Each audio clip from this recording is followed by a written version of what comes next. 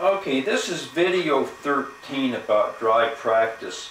Now, why do we have dry practice? Okay, we have dry practice for two reasons. Number one, we have dry practice because you don't develop handgun proficiency by getting used to recoil and muzzle blast and all of that.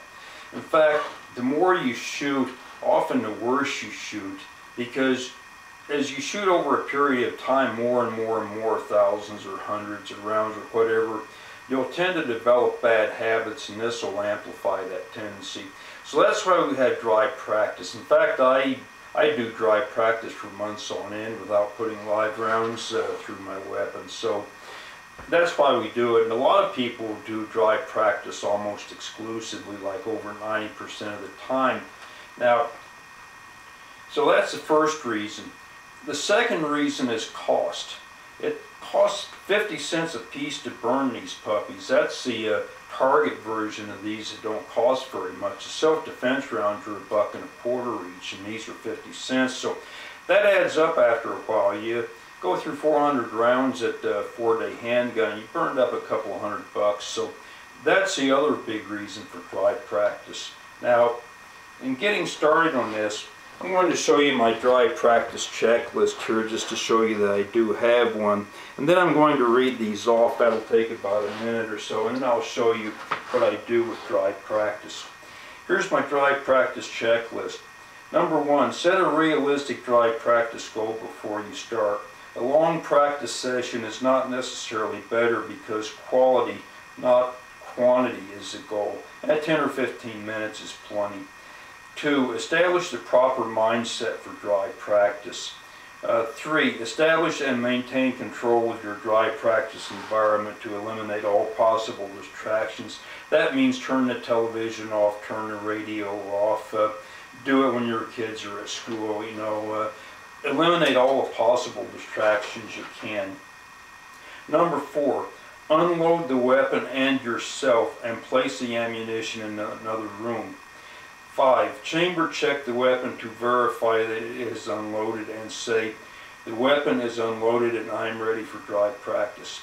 Number 6. Select an appropriate size target and place it on a solid surface capable of stopping a bullet. Well, unless you're stupid, you're not going to have a negligent discharge, and if you follow these steps, that's impossible. So take that for what it's worth.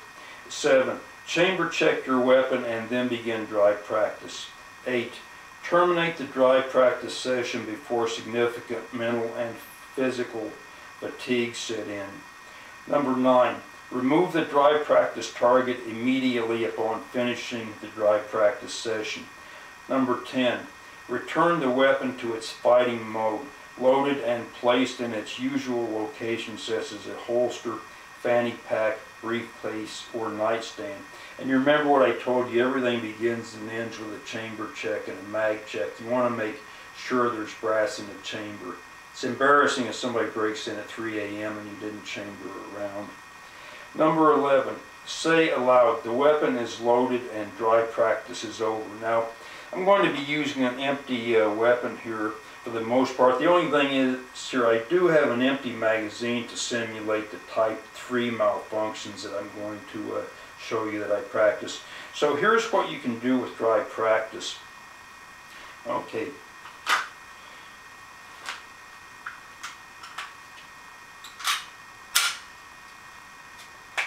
The weapon is unloaded and I am ready for dry practice. Okay, here's the first and most important thing you can do. You can practice trigger control.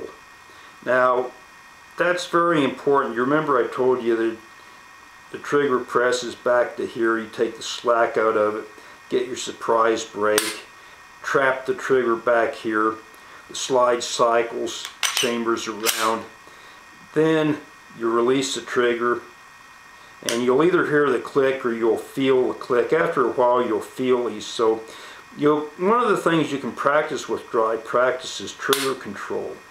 Now, obviously the only thing is the weapon doesn't cycle itself unless it's loaded and fires around, so you have to do that. But you can practice a lot of trigger control this way.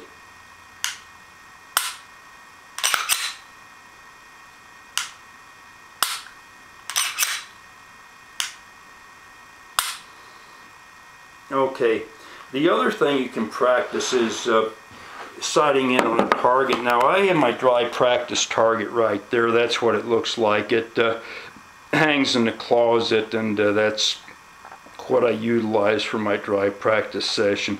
So it hangs over there, and I stand over here on the other side of the room and practice dry fire exercises at it. Practice my stance, practice my grip, the side in, side alignment, practice the trigger press. Of course, as I say, you have to keep cycling the weapon.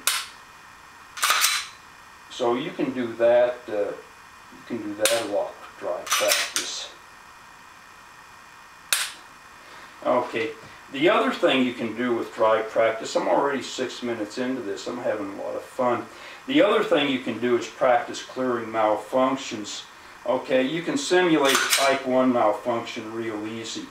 Type 1, the sighted in, hear a click, the round didn't fire, tap, roll the weapon over, finger comes off the trigger, cycle the slide, gravity assist in dropping the slug out, and release the slide, point back in. You can practice type 1 malfunctions.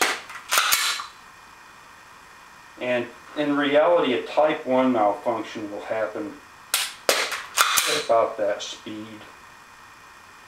Actually, I think it would have to happen about that fast. Clearing malfunctions has to happen without even thinking about them. You can practice type 2 also. For a type 2 malfunction, you'll lock the slide back by using the slide lock. Okay, type 2 malfunction, you have a dead trigger, pull it back like this, look in the chamber, see brass high in the chamber, tap, pull the chamber back, pull the slide back, slug falls to the ground or brass falls to the ground, and point back in. Set up another type 2. Symptom is a dead trigger, nothing happens, tap, roll the weapon over, and that's your type 2. To simulate a type 3, you'll need the magazine. Insert the magazine, locks back. Symptom is a dead trigger again. No dead trigger, tilt the weapon back, look brass low in the chamber. Pull the magazine out, retain the magazine. This is what I use the magazine for, to practice retaining it with the little finger. Weapon over like this, finger off the trigger. 3 quick, hard cracks, right back in. And of course you have to release the slide since you don't have a round in it. And actually it probably has to happen a lot faster than that, but those are some of the things. The other thing you can obviously do is you can practice your presentation from the holster.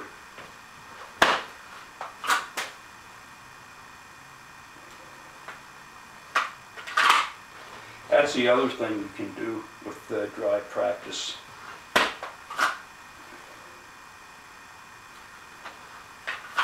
Mine isn't that good because I don't practice it, because here in LA County you're never going to get concealed carry, so I'm not going to need to be proficient at this. But you can also practice this. As I say, jam the hand down there real hard, make sure it gets in straight up, down. Let's see, 9:14. Let me see what. I'll close this session. I'll see how fast I can do this. Yeah, I don't know if that was a second and a half or not, but anyway, 9:30.